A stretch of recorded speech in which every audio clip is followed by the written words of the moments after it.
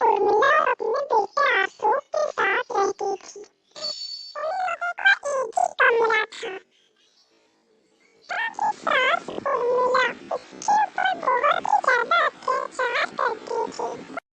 एक दिन उर्मिला सोई हुई थी, तभी उसकी आँख खुलती है और सुबह के 5 बज चुके थे, लेकिन सुषमा अभी तक सोई हुई थी। तभी उर्मिला उसको मारने लगती। क्यों रे, तुझे अभी तक मेरे से पहले उठ जाना चाहिए और अभी तक तू सोई हुई है।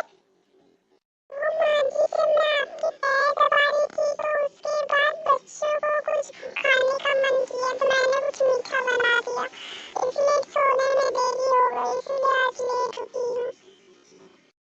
हाँ हाँ ठीक है, अब जाकर खाना बना, भूख लगी है हम सबको। जी थोड़ा सा राशन बना था, वो कल बच्चों ने मीठा खाया ना, और इसलिए मैंने थोड़ा ज्यादा मीठा बना कर रख दिया, मतलब कुछ मिठाइयाँ बना के, इसलिए राशन खत्म हो गया है। माँ जी माफ करिएगा। सुनकर उर्मिला गुस्सा हो जाती है।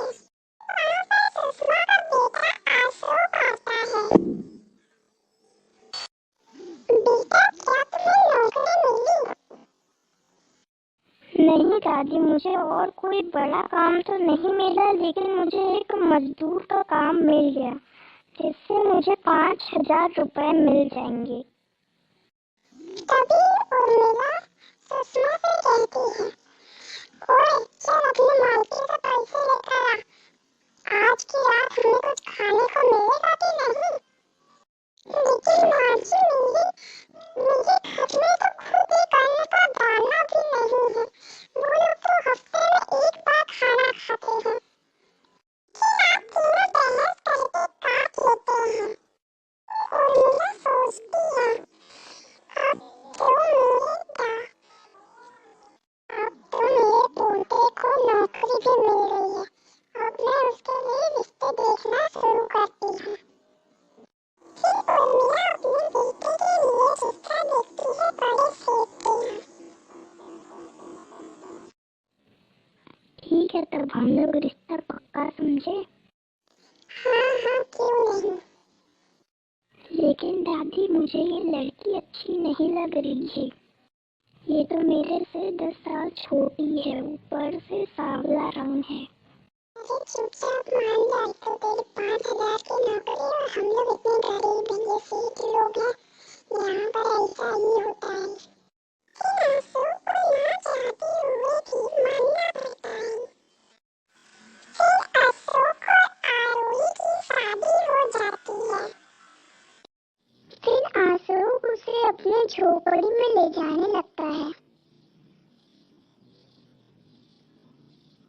भी आरोही कहती है, ये हम लोग कैसे रास्ते से जा रहे हैं, मुझे तो ये झोपड़ पट्टी लग रहा है। भी अशोक कहता है, तुम कोई हूर पड़ी नहीं हो जो तुम्हें झोपड़पट्टी से कोई महल में ले जाएगा। जब आरोही घर को देखती है तो वो एकदम झोपड़पट्टी जैसा था। आओ बेटा आरोही, दाहिना पैर अपना अंदर रख। पूरे रस्म रिवाज समाप्त होने के बाद सभी लोग सो गए थे, लेकिन आरोही को नींद नहीं आ रही थी। जैसे तैसे करके सब पूरी रात काटते हैं। फिर सुषमा देखती है कि सुबह के 5 बज गए हैं। फिर सुषमा डर के मारे जल्दी से काम करने लगती है।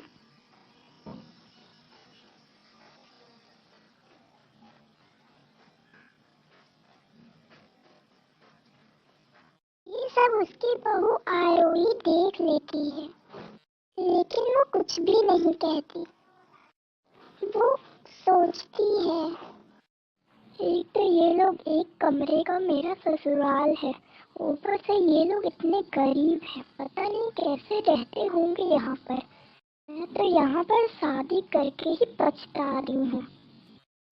आरोही ने जो ड्रेस सबको अपने मायके से लाया था, वो सब नया ड्रेस पहन लिए थे और तैयार हो गए थे। लेकिन आरोही, तुम्हें ये सब लाने की क्या जरूरत थी? नहीं लाते तो तुम लोग भिखारियों के पास था भी क्या? ये बात सुनकर सुषमा और उर्मिला दुखी हो जाती हैं और अशोक मजबूर होकर वहाँ से चला जाता है। तभी सुषमा कहती है, अरे बेटा लंच तो लेते जा। फिर सब अपना अपना काम करने लगते हैं। फिर क्या था, फिर रोज रोज सुषमा पे अत्याचार होता रहा, लेकिन आरोही को एक कमरे में रहने में परेशानी हो रही थी, इसीलिए वो अपने पापा के पास चली गई और आरोही अपने पापा के घर चली जाती है और अपने पापा के घर जाकर रोने लगती है। अरे बेटा क्या हुआ, रो क्यों रही हो तुम? अरे बेटा बताओ तो। पापा मैं उस घर में दोबारा नहीं जाऊंगी। पता नहीं आपने कैसे घर में मेरी शादी कराई है।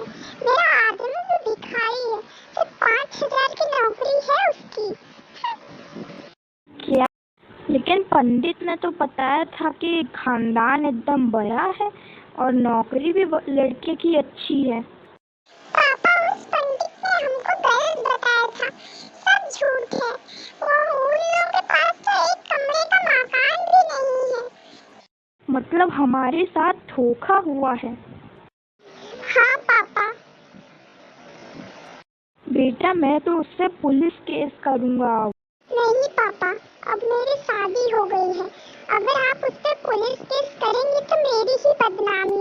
तो बेटा क्या तू उसी जीवन भर उसी में ही बिताएगी? पापा आप मेरे पति को एक अच्छा घर और एक अच्छी नौकरी दे दो।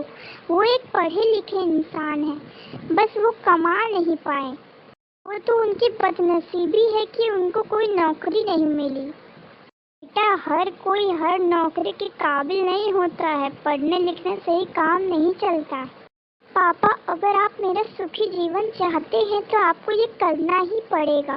लेकिन सेठ को ना चाहते हुए भी उसकी बात माननी पड़ती है।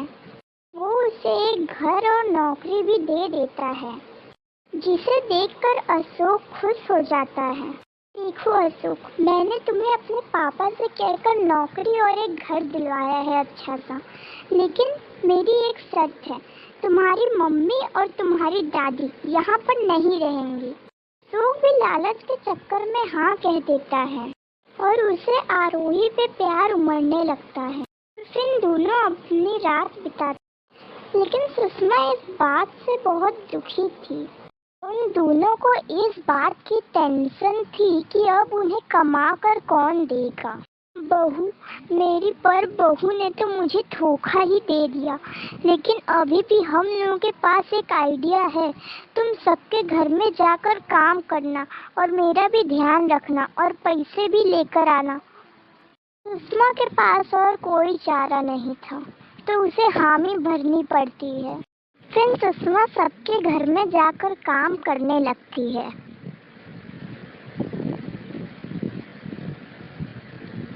अरे अच्छे से काम करो, काम करना नहीं आता है क्या तुमको? देखो देखो उधर भी लगा है, देखो अच्छे से। ये औरत तो एकदम पागल ही है, बुड़वक कहीं की। हट।